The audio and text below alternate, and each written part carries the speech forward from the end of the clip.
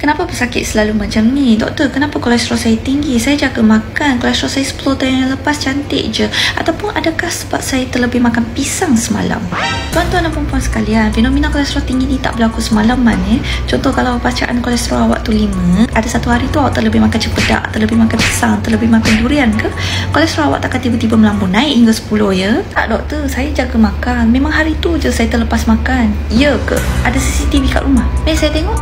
Awak jangan nak salahkan durian tu je. Macam mana dengan kek batik yang awak simpan dalam peti sejuk, keropok lekor yang awak bedal, kononnya craving hari tu, dessert-dessert viral yang kononnya awak mesti try sebab you only live once. Lagi satu, kasut sukan simpan kat mana? Dah tak kawan dengan dia ke? Habis tu sekarang awak kawan dengan siapa? Geng hantu makan?